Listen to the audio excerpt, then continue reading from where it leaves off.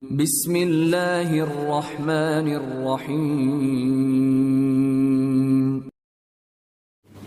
Sebelum berdoa. Jadi Anda anjurannya pada saat lagi mau berdoa, baca dulu puji Allah Subhanahu wa taala, misalnya minimal Anda mengatakan alhamdulillah. Kalau Anda bisa puji Allah lebih banyak lagi bagus, gitu kan? Kemudian setelah itu Anda baca salawat kepada Nabi sallallahu alaihi wasallam.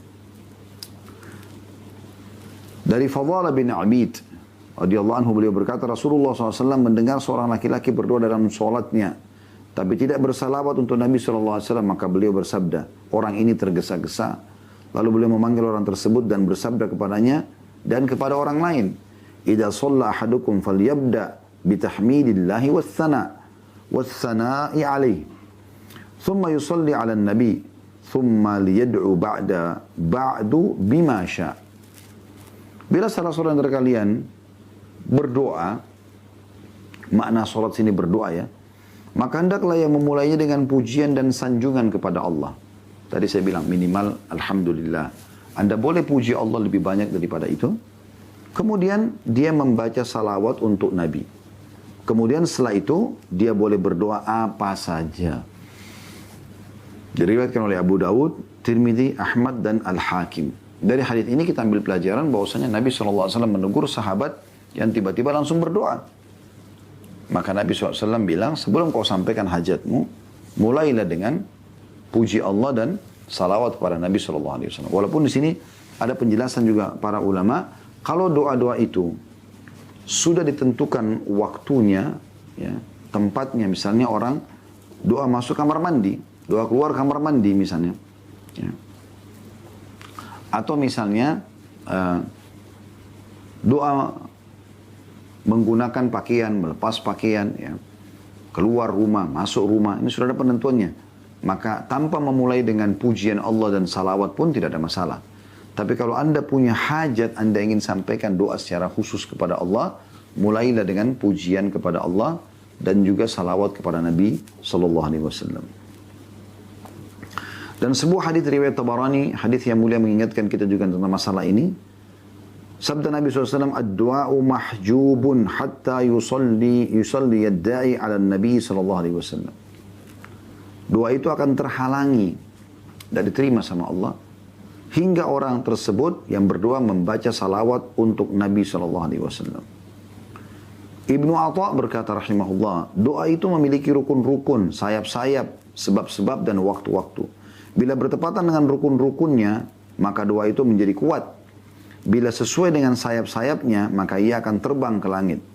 Bila sesuai dengan waktu-waktunya, maka ia akan beruntung. Dan bila bertepatan dengan sebab-sebabnya, maka ia akan berhasil. Adapun rukun-rukunnya adalah menghadirkan hati. Ya.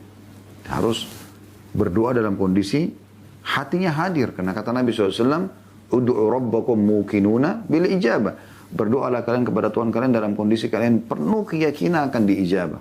Fa inna Allah la yaqbalu du'a min qalbin ghafil. Karena Allah tidak akan menerima doa dari hati yang lalai. Jadi harus menghadirkan hati. Kemudian perasaan tunduk, merasa butuh kepada Allah. Ya. Kemudian tenang, ketenangan. Ya. Dan ketergantungan hati, ketenangan, kehusyuan, ketergantungan hati. Rukun-rukunnya kata beliau adalah itu. Menghadirkan hati, perasaan tunduk, ketenangan, kehusyuan, ketergantungan hati kepada Allah. Sementara sayap-sayapnya yang membawa terbang ke langit adalah jujur, waktu-waktunya ya, adalah jujur. Sementara waktu-waktunya adalah di saat sahur dan sebab-sebabnya adalah salawat kepada Nabi SAW. Ini cara memahami bagaimana supaya doa itu diijabah kepada Allah atau oleh Allah Subhanahu wa taala.